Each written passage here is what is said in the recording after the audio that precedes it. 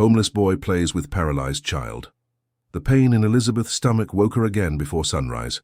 It had been 3 days since she could afford a full meal, and the little money she collected from small, odd jobs barely covered a piece of bread in the morning.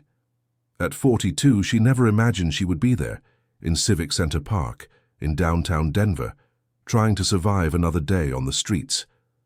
The wooden bench where she slept was still damp from the morning dew. Elizabeth adjusted the green beanie she always wore to hide her messy hair and looked around. The park was beginning to come alive with the first workers rushing toward the bus stops. No one looked directly at her. To most people, she had become invisible. She stood up slowly, feeling her joints protest. Every movement was a painful reminder of how her life had changed drastically. Just 6 months ago, she had a home, a job as a nursing assistant, and even some dreams for the future. Now she carried all her belongings in a torn plastic bag that she protected as if it were the greatest treasure in the world. Elizabeth walked to the fountain in the center of the park to wash her face. The cold water woke her completely, but it also intensified the constant feeling of hunger that accompanied her. As she dried herself with the sleeve of her worn-out blouse, she noticed movement near the benches on the other side of the park. An elegant woman was pushing a wheelchair with a small child. The sight of that scene made Elizabeth's heart tighten. The boy in the wheelchair couldn't be more than 8 years old and wore a beige beanie that covered his light hair. Even from a distance, Elizabeth could see that he looked sad, with slumped shoulders and a distant gaze. The woman accompanying him was on the phone, clearly irritated, gesturing as she argued about schedules and responsibilities. Elizabeth hesitated. In the last few months on the streets, she had learned not to interfere in other people's affairs. People often reacted badly to someone in her situation, especially when it came to children. But there was something about that scene that deeply bothered her. Perhaps it was her experience as a nursing assistant, or simply her maternal nature, that made her feel an urgent need to check if the child was okay. The elegant woman ended the call with an exasperated sigh and looked at her watch. She murmured something to the boy about 15 more minutes, then stepped away to make another call. The boy remained alone, idly fiddling with the wheels of the chair and looking at the ground with an expression that Elizabeth recognized all too well. It was the same one she saw in the mirror every day, the face of abandonment. Without thinking too much, Elizabeth began walking toward the child. Each step made her more nervous, but also more determined. When she was just a few feet away, the boy looked up and saw her approaching. Instead of the fear or rejection she expected, Elizabeth saw curiosity in the boy's brown eyes. "Hi," she said softly, stopping at a respectful distance. "Are you okay? You look a little sad." The boy watched her for a few seconds, tilting his head slightly. "My name is Ryan," he replied in a small but clear voice. "And you're right. I am sad." Elizabeth smiled for the first time in days. There was a refreshing honesty in that child that touched her immediately. "I'm Elizabeth. Why are you sad, Ryan?" Ryan looked toward the elegant woman, who was still on the phone with impatient gestures. "Mrs. Gertrude is always mad at me. She says I'm too complicated and that my parents should have found someone better to take care of me." Elizabeth's heart broke a little more. She knew that pain of feeling like a burden to others. "Where are your parents?" she asked gently. "They travel a lot for work. They're away for weeks and leave me with Mrs. Gertrude." Ryan fidgeted with the wheelchair wheels again. "Sometimes I think it would be easier for everyone if I didn't exist." Dear listener, if you're enjoying the story, please take a moment to like and especially subscribe to the channel. It really helps us who are just starting out. Now continuing. Elizabeth felt a wave of indignation mixed with tender protectiveness. No child should feel that way. "Ryan, look at me," she said, crouching beside the wheelchair to be at eye level with him. "You're not a problem. You're a special person and deserve to be treated with kindness." Ryan's eyes brightened slightly. "You really think so?" "I'm absolutely certain." Elizabeth searched through her bag and found a small object she had kept for days, a little paper airplane she had made when she was very bored. "Look what I have here." Ryan watched with growing interest as Elizabeth showed the paper airplane. "You made this?" he asked, delicately touching the paper. "Yes, I did, and you know what's even cooler? I can teach you how to make one too, but first, let's see if this one flies well." Elizabeth stood up and, with a smooth motion, launched the paper airplane into the air. The paper glided gracefully for several meters before landing softly on the grass. Ryan clapped his hands and gave a little laugh, the first genuinely happy sound Elizabeth had heard from him. "It really flies. Can I try?" "Of course, I'll get it for you." Elizabeth ran to where the paper airplane had landed and brought it back. "Now it's your turn. Hold it like this. Yes, perfect." Ryan held the paper airplane carefully, as if it were made of crystal. With Elizabeth's help to position his arm, he launched the paper into the air.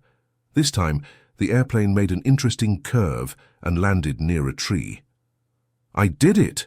Ryan exclaimed, with a smile that lit up his whole face. "It even made a curve. Did you see?" "I did. You have a natural talent for this." Elizabeth was genuinely impressed by the boy's sudden joy. "Would you like me to teach you how to make your own?" Ryan nodded enthusiastically. Elizabeth looked around for paper, but only had some old papers in her bag. Then she had an idea. "You know what we're going to do? We'll use leaves. Leaves can fly too if we fold them right." Elizabeth found a large, dry leaf under a nearby tree. With careful movements and explaining each step, she showed Ryan how to fold it so it could glide through the air. The boy watched every move with total attention, asking questions and trying to help when he could. "Done," said Elizabeth, handing the folded leaf to Ryan. "Now this one is just yours." Ryan held his creation with evident pride. When he launched it, the leaf flew differently from the paper, making more natural and smooth movements. "It's like a butterfly," he exclaimed, amazed. "Exactly. You understood perfectly." Elizabeth sat on the grass beside the wheelchair.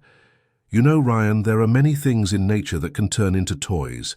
Little stones can become hopscotch, twigs can be magic wands." Ryan's eyes sparkled with interest. "You know many games?" "A few. I learned when I was very little, and also when I took care of—" Elizabeth stopped abruptly. She was almost telling about the years she worked with children at the hospital, but hesitated to reveal too much about her past to someone she had just met. "When you took care of who?" Ryan asked with innocent curiosity. Elizabeth took a deep breath. There was something in that child's sincerity that made her want to be honest. "I used to work taking care of children who were unwell. Some used wheelchairs like you, others had different kinds of problems. I always tried to come up with games to make them feel better." Ryan looked at her with a new expression, something between admiration and understanding. "So you know what it's like and to be different?" "Yes, I do, and you know what else? Being different isn't a bad thing. Sometimes it's something very special." Elizabeth gently touched his hand. "You can see things that other people don't see, feel things that other people don't feel. That makes you very special." Ryan stayed quiet for a moment, processing Elizabeth's words. "No one has ever told me that before," he murmured. "Well, then it was the first time, but it won't be the last," Elizabeth said firmly. "You'll discover there are many people in the world who will be able to see how special you are." The conversation was interrupted by the shrill voice of Mrs. Gertrude. "Ryan, what's going on here?" The woman was approaching quickly, putting her phone in her purse and looking at Elizabeth with evident suspicion. Elizabeth stood up immediately, feeling the familiar tension that always arose when she had to deal with people who judged her by her appearance. "Hello," she said politely. "I was just talking with Ryan. He's a very polite child." Mrs. Gertrude looked Elizabeth up and down, noticing the worn clothes, the faded beanie, and the torn bag. Her expression became even more severe. "Ryan, come. We shouldn't talk to strangers." "But she's nice, Mrs. Gertrude," protested Ryan. "She taught me how to make paper airplanes, and she used to take care of kids like me." "That's irrelevant," Mrs. Gertrude cut in sharply. "Elizabeth, is it? I appreciate your attention, but Ryan is under my responsibility, and I can't allow him to talk to just anyone on the street." Elizabeth felt her face grow warm, but kept her voice calm. "I understand your concern, Mrs. Gertrude. I just wanted Ryan to know there is kindness in the world." "The kindness Ryan needs he gets at home," Mrs. Gertrude replied firmly. "Now, if you'll excuse us, we have appointments." Ryan looked desperately between Elizabeth and Mrs. Gertrude. Can I at least say goodbye to her? Mrs. Gertrude hesitated, clearly annoyed by the boy's insistence, but finally nodded. Quickly, Ryan extended his hand to Elizabeth, who held it carefully. Thank you for teaching me about the paper airplanes. Will you be here tomorrow? Elizabeth looked at Mrs. Gertrude, who subtly shook her head no, then looked back at Ryan. I don't know, sweetheart, but wherever I am, I'll be rooting for you. I'll root for you too, Elizabeth, Ryan said with a sincerity that made her eyes fill with tears. Mrs. Gertrude took the handles of the wheelchair and began pushing it toward the park exit. Ryan waved to Elizabeth until he disappeared behind a tree. Elizabeth stood there for a few minutes, feeling an emptiness she couldn't completely explain. As she returned to her bench, Elizabeth didn't notice that a man had observed the entire interaction from the beginning. Kenneth Mitchell, 55 years old, was sitting on a bench on the other side of the park, originally just taking a work break to have coffee and organize his thoughts. As the director of a hospital equipment company, he had come to the park to temporarily escape the stress of endless meetings and complex financial decisions. Kenneth had noticed Elizabeth as soon as she approached the child, initially with the same prejudice that most people would have. A woman visibly in a homeless situation approaching a child in a wheelchair certainly didn't seem like an ideal situation. He had even considered intervening if necessary.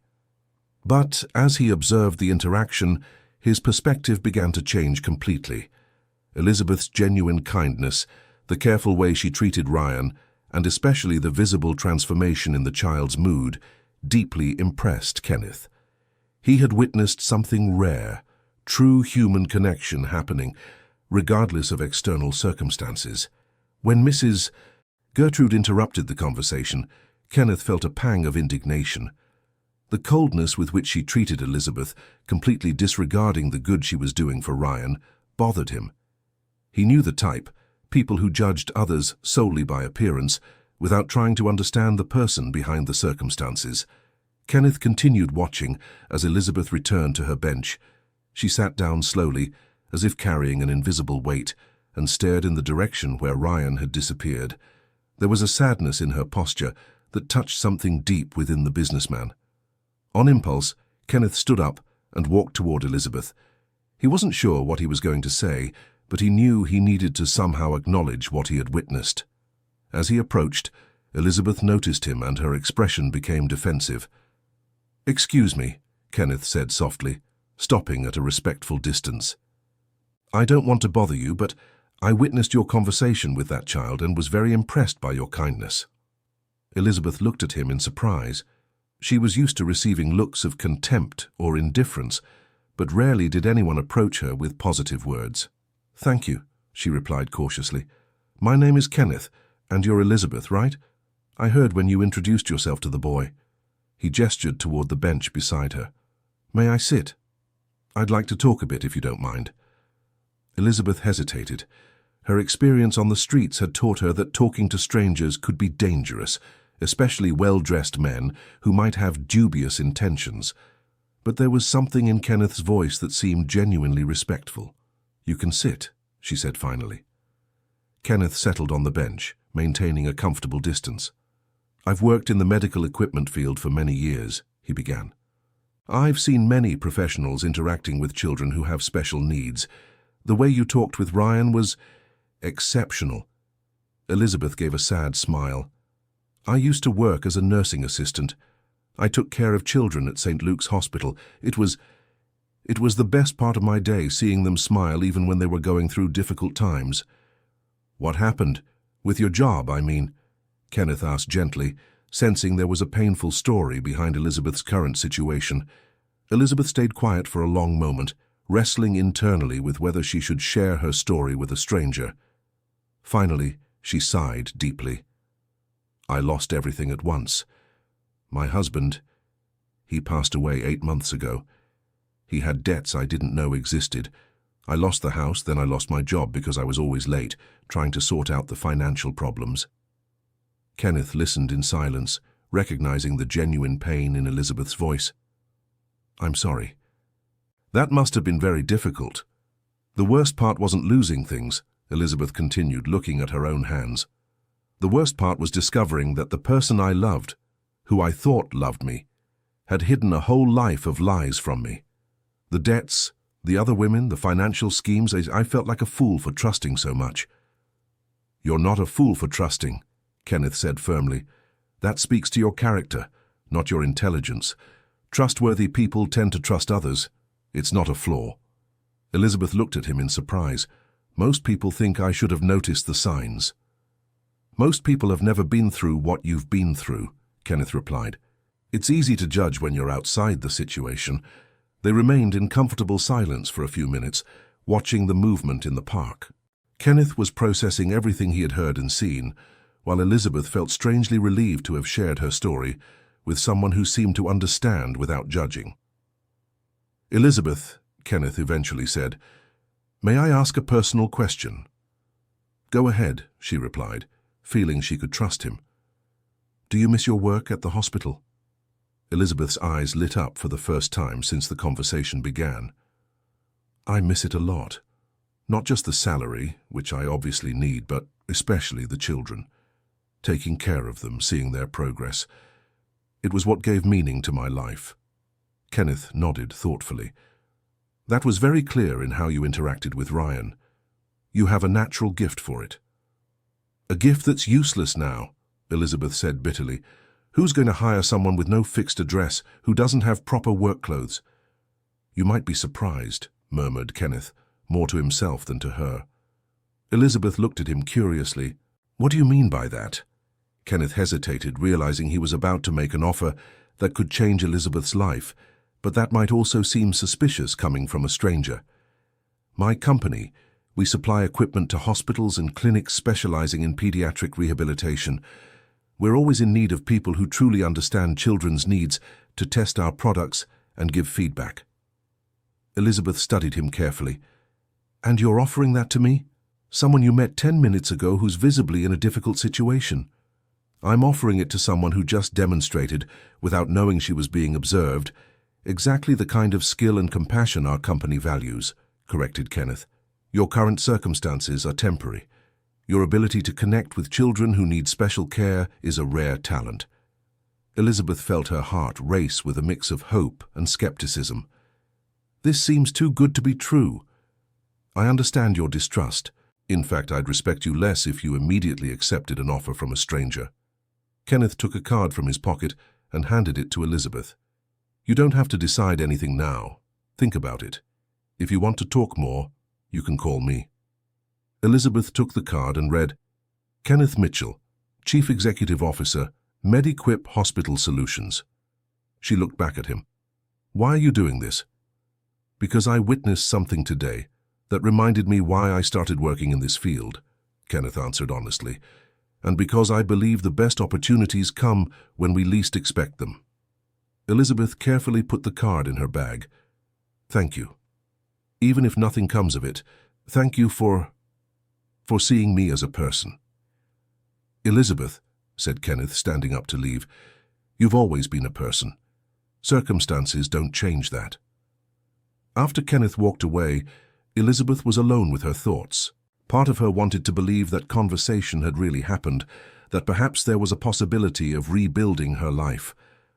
Another part, wounded by so many recent disappointments, whispered that it was better not to get her hopes up. She took the card out of her bag and studied it again. The paper was high quality, with embossed lettering, clearly from a real company. The address showed a respectable business district in Denver. Elizabeth knew the company by name. She had seen Mediquip equipment in the hospital where she worked. As she pondered the conversation, Elizabeth remembered Ryan, the genuine joy in his eyes when the paper airplane flew, how he lit up when someone finally treated him like a normal child instead of a problem. Perhaps Kenneth was right about her having a special gift. The rest of the day passed slowly.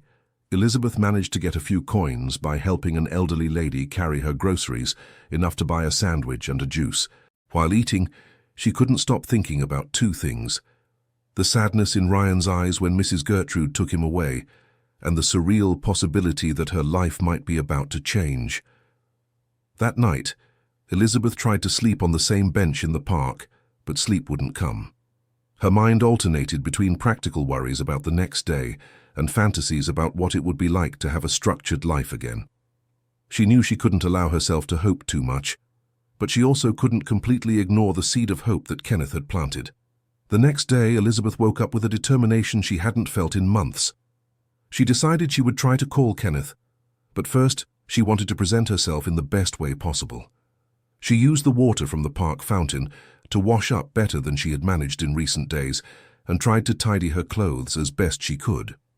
At 9 in the morning, Elizabeth found a working public phone and called the number on the card.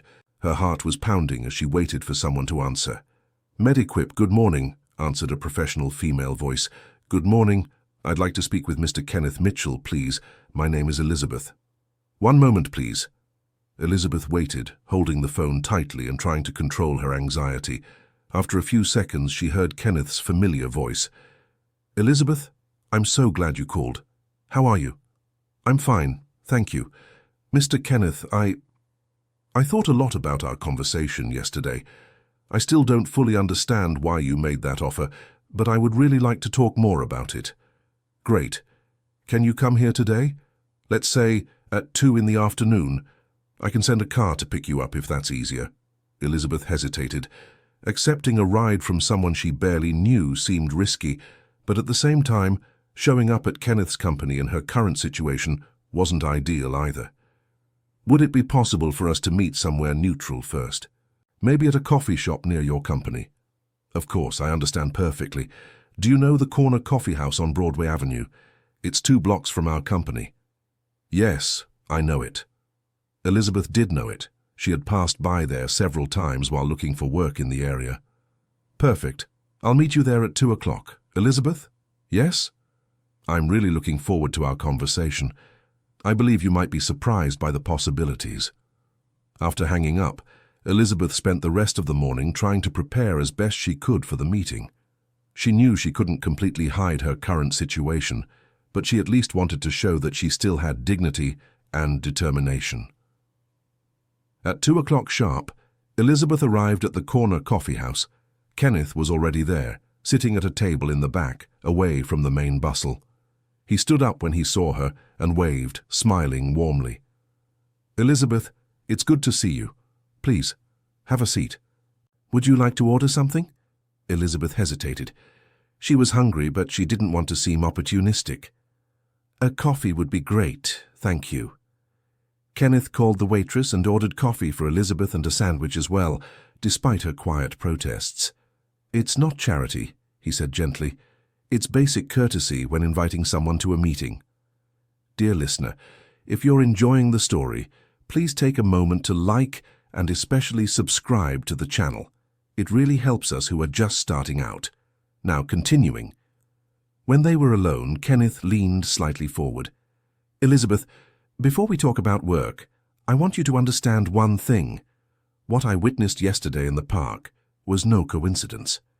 It was a clear demonstration of skills our company highly values." "What kind of skills?" asked Elizabeth, genuinely curious. "Genuine empathy, ability to connect with children who have special needs, creativity to adapt activities, natural patience." Kenneth paused. "Elizabeth, do you know how many trained professionals I've seen who can't do what you did naturally with Ryan?" Elizabeth shook her head. "Many. Technical training is important, of course, but what you demonstrated yesterday can't be taught in any course. It's an innate talent." The sandwich arrived, and Elizabeth ate slowly, trying to maintain composure despite evident hunger. Kenneth pretended not to notice, but his determination to help her only strengthened, seeing she clearly hadn't had a proper meal in a long time. "Tell me more about your experience at St. Luke's Hospital," requested Kenneth. Elizabeth began hesitantly, but as she spoke about the different cases she had followed, her voice became more confident and passionate. She described children who arrived depressed and left smiling, families who found hope through small daily victories, and the personal satisfaction she felt seeing each patient's progress. Kenneth listened attentively, asking specific questions that demonstrated his knowledge of the field. As the conversation progressed, Elizabeth realized he truly understood the challenges and rewards of working with special children. "Elizabeth," said Kenneth after hearing several of her stories, Our company is developing a new line of rehabilitation equipment specifically for children. We have all the technical and engineering knowledge, but we're missing something crucial. What would that be?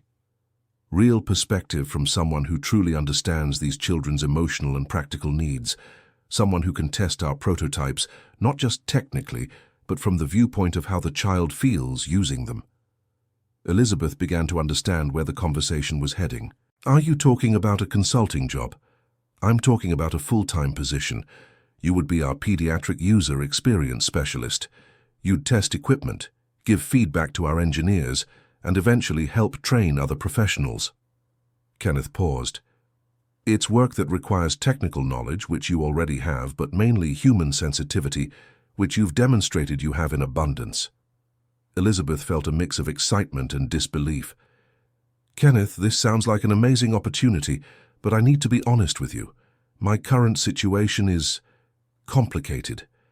I have nowhere to live, no proper clothes for a corporate environment, no references that can be verified. Elizabeth, Kenneth interrupted gently, these are practical matters that can be resolved. The most important question is, are you interested in the work itself? Can you see yourself doing this? Elizabeth closed her eyes for a moment, allowing herself to imagine. Working with children again, contributing to developing equipment that could improve their lives, having a professional purpose again. I'm very interested, she replied with emotion in her voice. Then let's solve the practical matters one at a time, said Kenneth pragmatically. First, you need a place to stay. I know a very respectable boarding house nearby, run by Mrs. Dorothy. She's helped other employees of ours with life transitions. It's clean, safe, and fairly priced. Elizabeth started to protest about not having money to pay for boarding, but Kenneth raised his hand. Easy. Let me explain everything first. The company can advance your first week's salary to help you get settled. Then, it will be gradually deducted from future payments. What about clothes? There's a partner store of ours that provides professional uniforms. We can arrange a basic wardrobe suitable for the work environment. Kenneth smiled. Elizabeth, these are really the smaller matters. The most important thing is that you're willing to try. Elizabeth felt tears forming in her eyes. Why are you doing this?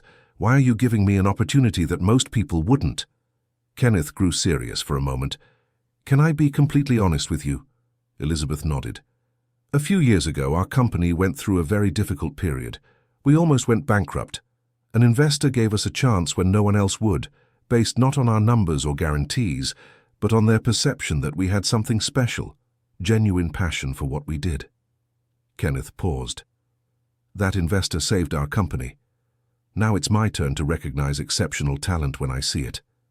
Elizabeth discreetly wiped her eyes. When can I start? Kenneth smiled broadly. How about Monday? That gives you the weekend to settle in at the boarding house and get prepared. Kenneth, I don't know how to thank you. You'll thank me by doing exceptional work and helping our children, he replied. And Elizabeth, I'm sure you'll do exactly that. After sorting out the practical details, Kenneth accompanied Elizabeth to Mrs. Dorothy's boarding house. The 60-year-old woman with graying hair and a maternal smile welcomed Elizabeth warmly after Kenneth briefly explained the situation. Dear, you'll be in room 3, said Mrs. Dorothy, handing over a simple key. There's a shared bathroom down the hall, but it's always clean. Breakfast is included in the daily rate, and if you want to prepare other meals in the common kitchen, you can use the utensils there. The room was small but clean, with a single bed, an old but well-maintained dresser, and a window overlooking a small interior garden. For Elizabeth, who had been sleeping on park benches for the past few weeks, it seemed like a palace. Kenneth, she said as he prepared to leave, one last question. Go ahead. Ryan, do you think he'll be at the park tomorrow? Kenneth smiled, understanding Elizabeth's concern. I don't know, but if he is, I'm sure he'd be happy to know you're doing well. That night, Elizabeth took her first warm shower in weeks. As the warm water flowed over her, she couldn't quite believe the transformation that had occurred in her life in just 2 days. From being homeless to having a job opportunity at a respectable company, it seemed too surreal to be true. but at the same time, she felt there was something deeply right about this change. The connection she had made with Ryan had awakened something in her that had been dormant since she lost her hospital job, the sense of purpose, the feeling that her skills could actually make a difference in other people's lives. The next day, which was Saturday, Elizabeth woke up early and decided to return to the park. Part of her wanted to see if Ryan would be there, but mainly, she wanted to symbolically say goodbye to that place which had been her home for the past few weeks. The park was busier on Saturday morning. Families strolled with children, elderly people fed pigeons, young people played ball on a grassy area. Elizabeth walked to the bench where she had slept so many nights and sat for a few minutes, reflecting on her journey. Elizabeth! She turned and saw Ryan being pushed in his wheelchair by a different woman, younger than Mrs. Gertrude and with a much kinder expression. Ryan! Elizabeth stood up, surprised and happy. How are you? I'm doing well. This is Rachel. She's taking care of me now. Rachel, this is Elizabeth that I told you about, who taught me how to make paper airplanes. Rachel smiled warmly. Ryan hasn't stopped talking about you. He said you were the nicest person he's met in a long time. Elizabeth crouched beside Ryan's chair. And you, how are you? You seem more cheerful. I am. Rachel is really nice to me, and guess what? My parents are coming back next week, and they'll stay home for 2 whole months. Ryan was visibly excited. What wonderful news! Elizabeth was genuinely happy for him. I'm sure you'll have lots of fun together. Ryan noticed Elizabeth looked different. You look better, Elizabeth. Less sad. Rachel looked at Elizabeth more carefully, noticing that despite her still simple clothes, she actually seemed more put together and confident than Ryan had described. I am feeling better, Ryan. Some good things have happened in my life these past few days. Elizabeth smiled. And you know what's really cool? I'm starting a new job on Monday, taking care of special kids like you. Ryan's eyes lit up. Really? That's amazing. Will you help other kids feel better, like you did with me? Yes, I will. And you know what? You're the one who reminded me how much I enjoy doing that. Elizabeth gently touched his hand. Thank you for that, Ryan. Rachel watched the interaction with growing interest. Elizabeth, may I ask you a question? Ryan told me you have a lot of experience with children. Where did you work before? Elizabeth briefly explained about her experience at the hospital and about the new opportunity at Mediquip. Rachel listened attentively, and when Elizabeth finished, she seemed thoughtful. What an interesting coincidence, said Rachel. I'm a pediatric physical therapist. I work with several children who use Mediquip equipment. It's an excellent company, very respected in the field. You know the company? Asked Elizabeth, surprised. Yes, I do. And if you're going to work with them testing equipment for children, our areas will complement each other very well. Rachel smiled. Who knows, maybe our professional paths will cross soon. Ryan listened to the conversation carefully. Rachel, does that mean Elizabeth can help your other patients too? It's quite possible, Ryan. If she's working where I think she is, yes, she can help many children. Elizabeth felt moved by the confirmation that the company where she was going to work really had a good reputation in the field. Rachel, may I ask you a question too? Of course. What happened to Mrs. Gertrude? Rachel and Ryan exchanged a look, and Ryan answered, My parents found out she wasn't being nice to me. Someone told them about how she treated me. Elizabeth wondered who might have told, but didn't want to investigate further. The important thing was that Ryan was clearly happier and better cared for. Elizabeth, said Rachel, may I give you my card? When you start working at Mediquip, maybe we can exchange experiences. It's always good to meet other professionals who really care about children. Elizabeth accepted the card gratefully. That would be great. I'm a bit nervous to start, to be honest. It's been a while since I worked, and I'm coming out of a very difficult phase in my life. From what Ryan told me about how you treated him, I'm sure you'll do very well, Rachel said reassuringly. Children notice when someone really cares about them. Ryan nodded vigorously. It's true, I could tell right away that you were special, Elizabeth. They talked for a few more minutes before Rachel said they needed to go. Ryan had a physical therapy session scheduled. During the farewell, Ryan made Elizabeth promise she would tell him about her first day of work the next time they met. "I will tell you," promised Elizabeth. "And you'll tell me all about your reunion with your parents, okay?" "Deal." As she watched Ryan and Rachel walk away, Elizabeth felt immense gratitude for the chance encounter that had so drastically changed her life. If she hadn't approached that sad child in the park, none of what was happening now would have been possible. On Sunday, Elizabeth used the day to prepare for work. Mrs. Dorothy helped her iron the clothes Kenneth had provided, simple but appropriate dress pants, good quality basic blouses, and a discreet blazer. It wasn't a luxurious wardrobe, but it was professional and dignified. "Dear," said Mrs. Dorothy while helping Elizabeth organize the clothes, "may I offer some advice from someone who's seen many people starting over?" "Of course, Mrs. Dorothy." "Don't try to be perfect right away. You've been through a lot, and it's natural that it takes time to feel completely confident again. But remember, you've already proven you have what matters most, a good heart and the ability to help others." Elizabeth nodded, feeling grateful for the woman's support. "Thank you, Mrs. Dorothy. Your words mean so much to me."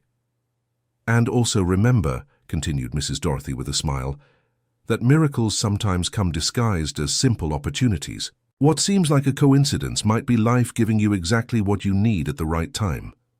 Monday arrived faster than Elizabeth expected.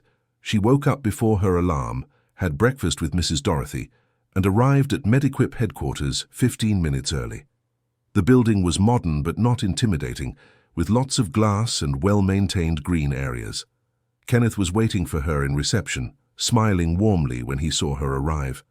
"Elizabeth, punctual, great sign. How was your weekend?"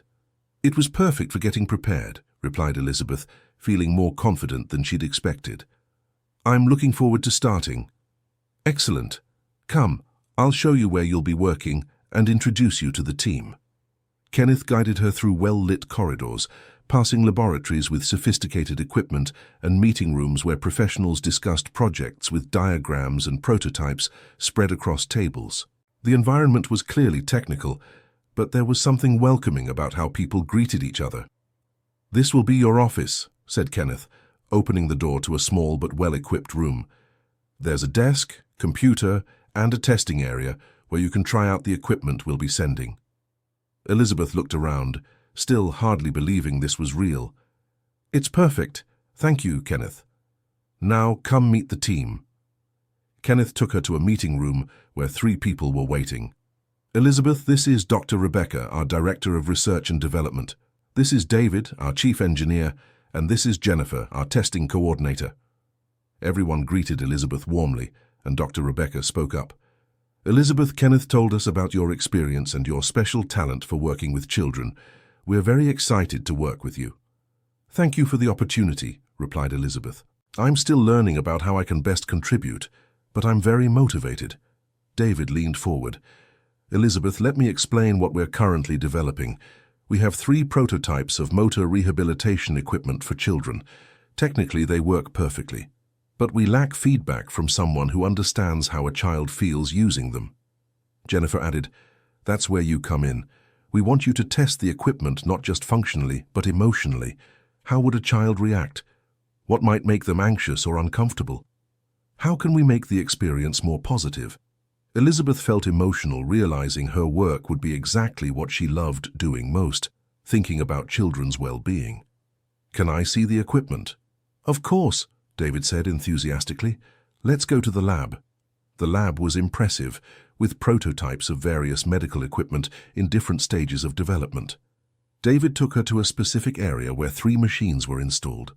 "This one is a muscle-strengthening device for lower limbs," he explained, pointing to a machine that looked like an adapted bicycle. "The child sits here, and the movements help strengthen muscles that may have lost strength." Elizabeth observed the equipment carefully. "Can I test it?" "Please do." Elizabeth sat on the equipment and tried the movements.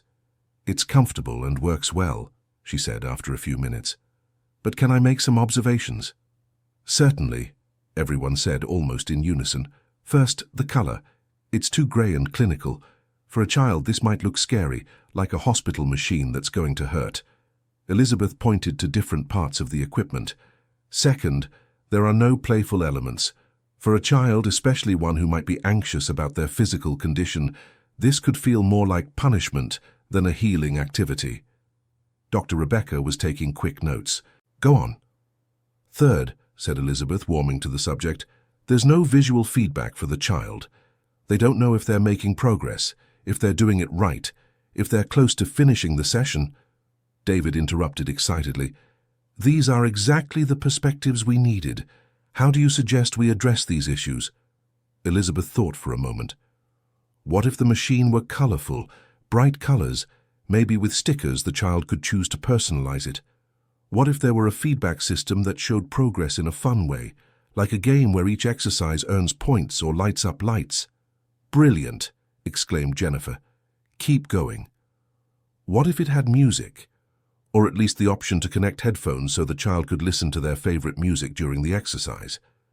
Elizabeth was getting more excited as she spoke. And maybe a visual timer that shows how much time is left, but in a positive way, like you're almost reaching your goal. The team exchanged excited looks. Elizabeth, said Dr. Rebecca, in 15 minutes you've identified issues that took us months to notice. This is exactly what we needed.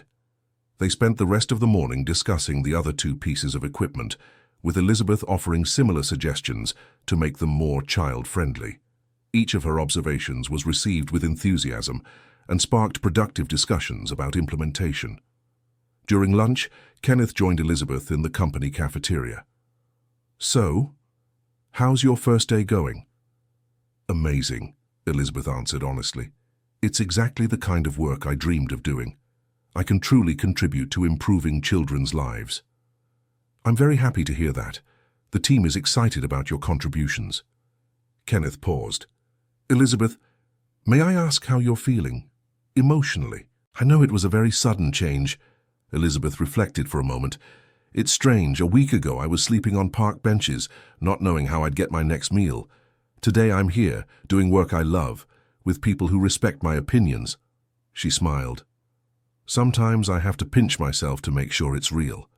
It is real, Kenneth said gently, and you've earned this opportunity. What you're doing here will help many children. In the afternoon, Elizabeth had her first formal project meeting. The team had spent their lunch discussing their morning suggestions and returned with concrete proposals for implementation. David had sketched out some visual modifications, Jennifer had researched existing gamification systems, and Dr. Rebecca had begun calculating costs for the changes. Elizabeth, said Dr. Rebecca, we want to implement your suggestions in the prototypes. How much time do you think you would need to develop a complete feedback and incentive system for each piece of equipment? Elizabeth felt momentarily overwhelmed by the responsibility. Are you asking me to lead this aspect of the project? We are, confirmed David. You're clearly the most qualified person here to understand what the children need. Elizabeth took a deep breath. Can I have a week to prepare detailed proposals? I want to make sure I've thought through every aspect. Perfect, said Dr. Rebecca. And Elizabeth, don't hesitate to ask for any resources or help you need. This project is a priority for us. At the end of the day, when Elizabeth was organizing her desk before leaving, Kenneth appeared at her door. How was the rest of your day? Challenging, but in the best possible way. Elizabeth smiled.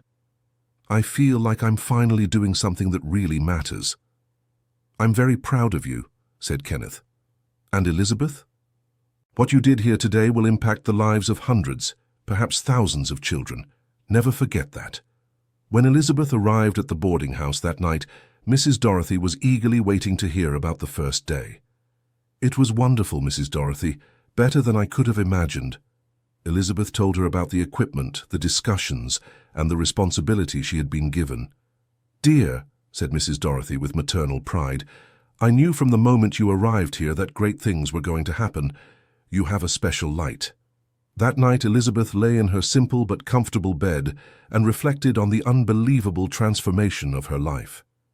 In less than a week, she had gone from a situation of complete despair to having not just a job, but a purpose. She thought of Ryan and how that chance encounter had triggered a series of events that changed everything. She thought of Kenneth and how he had seen potential where others saw only problems.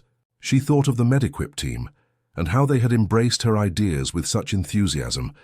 But most of all, Elizabeth thought of the children she hadn't met yet, those who would use the equipment she was helping to improve. The idea that her work could make their rehabilitation journey a little easier, a little more joyful, filled her heart with a happiness she hadn't felt in a long time. For the first time in months, Elizabeth fell asleep not just with hope, but with certainty that the future held good things. And in her dreams, she saw children smiling as they used colorful and fun equipment, growing stronger not just physically, but emotionally too, knowing that someone cared enough to make their journey special. The next morning, Elizabeth woke up with an energy she hadn't felt in a long time. She had a clear mission now, and she knew exactly how she wanted to start developing it. During breakfast with Mrs. Dorothy, she was already mentally organizing her ideas for the equipment project. "You're radiant today, dear," observed Mrs. Dorothy as she served coffee. "That's how a person looks when they find their purpose in life." Elizabeth smiled, internally confirming the lady's observation. That was exactly how she felt, as if she were finally in the right place, doing the right thing. On her way to work, Elizabeth stopped at a stationery store and bought a new notebook. She wanted to document all her ideas in an organized way to create a system that could be replicated for future projects. As she walked through the streets of Denver, she observed the children passing by and tried to imagine how each of them would react to the equipment she was helping to develop. When she arrived at Mediquip, Elizabeth found a surprise on her desk. There was a folder with detailed information about several case studies of children using rehabilitation equipment. A note from Dr. Rebecca explained that these were real cases with protected identities to help her better understand the different needs and challenges the children faced. Elizabeth opened the folder curiously and began to read. The first case was about a 7-year-old girl who had lost partial function in her legs in an accident. The report described not only her physical condition, but also her emotional state: withdrawn, resistant to exercises, with frequent episodes of crying during physical therapy sessions. "This is exactly what we need to change," Elizabeth murmured to herself, taking notes. "This girl needs motivation, not just exercise."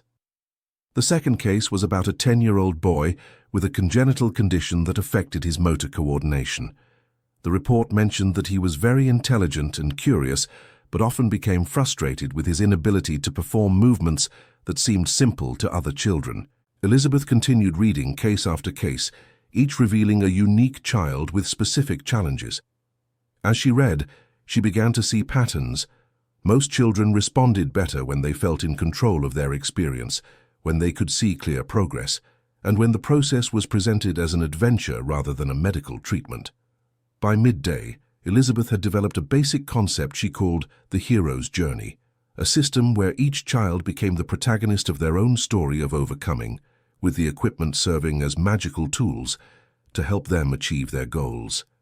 She was so absorbed in her notes that she didn't notice when David appeared at her door. "Elizabeth, may I interrupt?" "Of course." Elizabeth looked up, realizing she had spent hours without moving from her desk. "Please, come in." David sat in the chair across from her desk.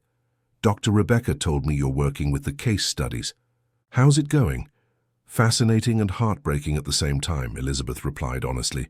"Each of these children has a unique story, but there are common themes we can address." "How so?" Elizabeth showed him her notes. "Most of them feel powerless in their situation. They're used to having things done for them, decisions made for them, exercises imposed on them. What if we change that completely?" David leaned forward, interested. "Go on." "What if instead of rehabilitation patients, they were heroes in training? What if each session was a mission, each exercise was a challenge to overcome, each improvement was an epic achievement?" David's eyes lit up. "You're talking about completely gamifying the experience." "Exactly, but not just with points and levels. I'm talking about creating full narratives where the child is the protagonist." Elizabeth turned the notebook to show some sketches. "Look, for example, the muscle-strengthening equipment could be presented as a super-strength machine. The child wouldn't just be exercising their legs, They'd be charging energy for their next adventure. David studied the sketches with growing enthusiasm. Elizabeth, this is revolutionary. You're proposing to completely change the psychology of pediatric rehabilitation. I am, because I realize the problem isn't just physical, it's emotional. These children need to believe again that they are capable, that they are special, that they have power over their own lives. I need to call Dr. Rebecca to see this, said David, picking up the phone. 15 minutes later, Dr. Rebecca and Jennifer were in Elizabeth's office, listening with full attention as she explained her concept of the hero's journey. Each child would create their own hero avatar, explained Elizabeth. They could choose superpowers, customize the appearance, invent a backstory. The exercises would become missions to develop those superpowers. Dr. Rebecca asked technical questions about implementation, while Jennifer took notes on costs and logistics, but Elizabeth could see that both were genuinely excited about the concept. Elizabeth, Dr. Rebecca finally said, this goes far beyond what we originally planned. You're proposing a complete revolution in how we approach pediatric rehabilitation. I know it's ambitious, admitted Elizabeth, but after reading these cases, I feel we have a responsibility to think big. These children deserve more than just functional exercises. Jennifer looked at Dr. Rebecca. If we implement this correctly, it could become the differentiator that puts MediEquip at the absolute forefront of the pediatric rehabilitation market. Dr. Rebecca nodded thoughtfully. The initial investment would be significant, but the potential impact... She paused. Elizabeth, how long would you need to develop a full prototype of this concept? Elizabeth felt the weight of responsibility, but also intense excitement.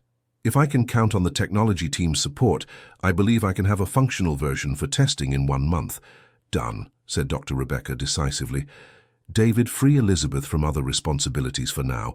This project has absolute priority. Jennifer, prepare a preliminary budget for development. After everyone left her office, Elizabeth remained alone for a few minutes trying to process what had just happened. In less than 2 days of work, she had proposed a fundamental change in how the company approached its products. And more importantly, they had taken her ideas seriously. She thought again about Ryan and how his face had lit up when he managed to make the paper airplane fly. That was exactly the feeling she wanted to create for all the children who would use the equipment she was developing. Dear listener, if you're enjoying the story, please take a moment to like and especially subscribe to the channel. It really helps us who are just starting out. Now continuing. In the following weeks, Elizabeth immersed herself completely in the project. She arrived early at work and stayed late, but never felt tired. She was doing exactly what she was born to do. With David's help, she developed colorful and intuitive interfaces for the equipment. With Jennifer, she created reward systems that would motivate children to continue their exercises.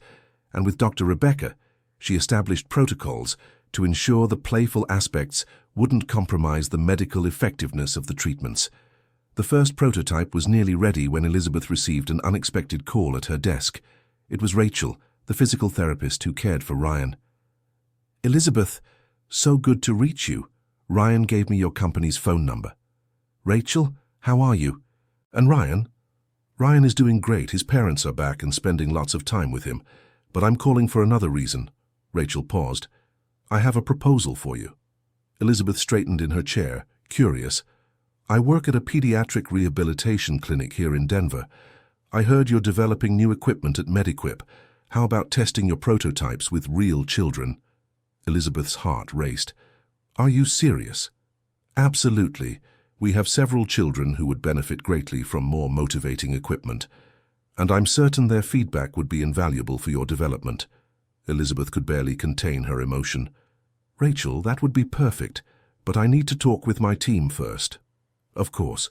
When you have an answer, give me a call. And Elizabeth, Ryan said he wants to see the equipment you're creating.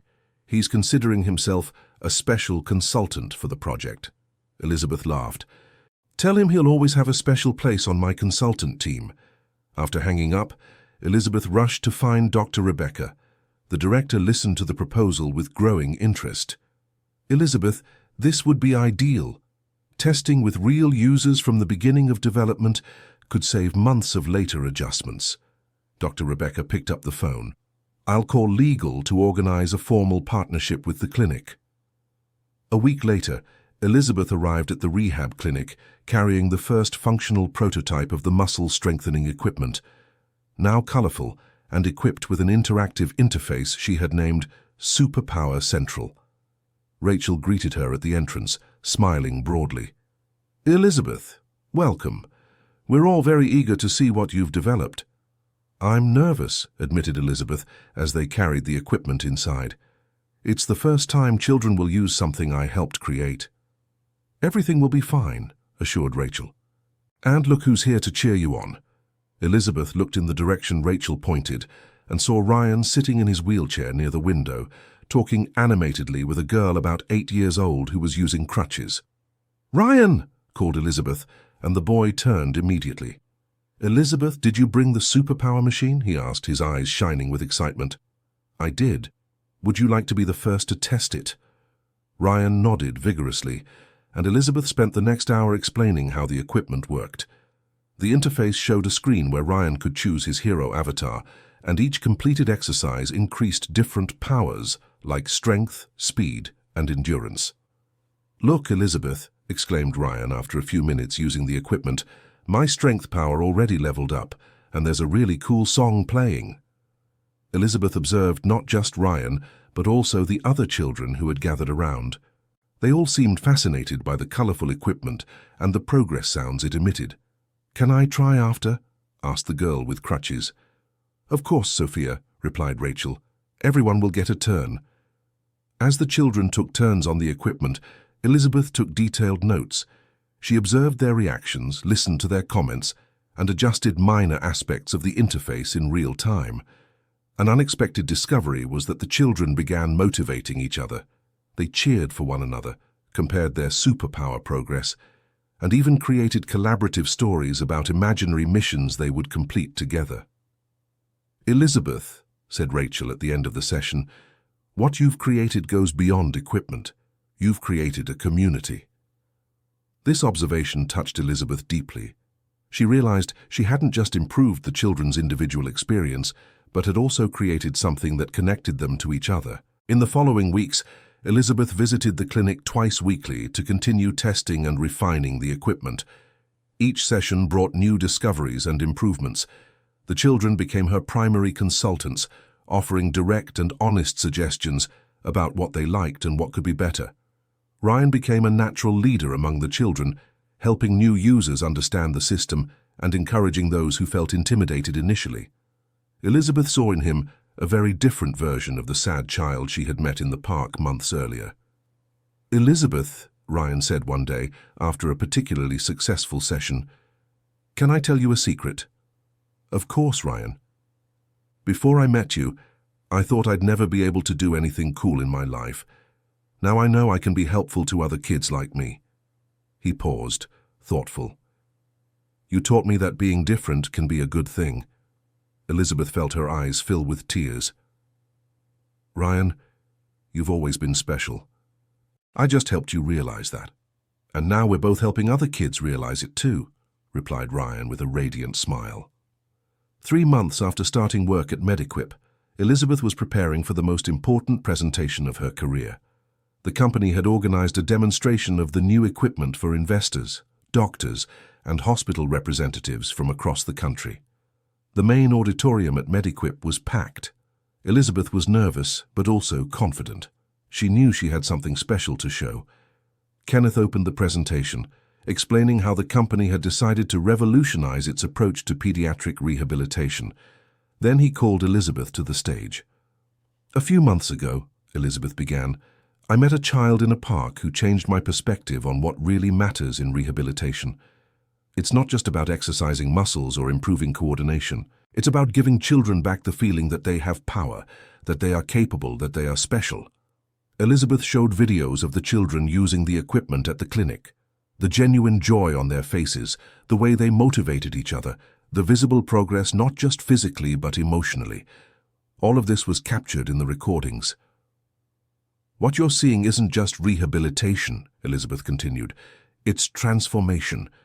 These children aren't just regaining physical abilities. They're discovering they are the heroes of their own stories. The presentation was met with enthusiastic applause. Several hospital representatives immediately approached to discuss implementing the equipment in their institutions. But for Elizabeth, the most special moment came at the end of the event, when Ryan and his parents appeared to congratulate her. "Elizabeth," said Ryan's father, a distinguished man Elizabeth vaguely recognized, "I don't know how to thank you for what you've done for our son, not just today, but since that first day in the park." Elizabeth looked at Ryan, who was beaming with pride. "Your thanks mean a lot, but it was Ryan who taught me as much as I taught him." Ryan's mother, a delicate woman with kind eyes, held Elizabeth's hands. "Ryan told us the whole story, how you approached him when he was sad, how you made paper airplanes together. You planted a seed of confidence in him that grew and became all this." Elizabeth felt deep emotion. "He saved my life as much as I helped his. Our meeting reminded me of who I really was." Ryan approached and handed Elizabeth a drawing. It was a portrait of her and him in the park, with paper airplanes flying around and a phrase written in a child's handwriting, "To Elizabeth, my friend who taught me how to fly." "Thank you, Ryan," said Elizabeth, hugging the drawing. "I'll keep this forever." 6 months later, Elizabeth's equipment was being used in 15 hospitals across 5 U.S. states. Success stories arrived daily, children who had regained not just physical abilities, but confidence, joy, and hope. Elizabeth had become the director of MedEquip's new Pediatric User Experience Department, leading a team of 5 people dedicated to making pediatric rehabilitation a positive and empowering experience. But for her, professional success was secondary to the human impact.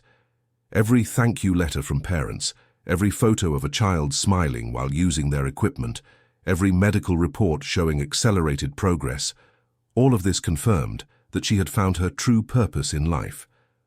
One Friday afternoon, Elizabeth was organizing her desk when she received an unexpected call. "Elizabeth, it's Mrs. Dorothy.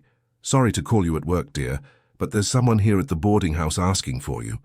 Elizabeth was surprised. "Who could it be?" "A young woman, probably in her early 20s. She said she's your sister." Elizabeth's heart stopped. "My sister?"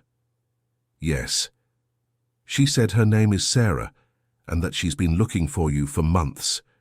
It seems she found out where you were working and came here first." Elizabeth felt a mix of excitement and anxiety.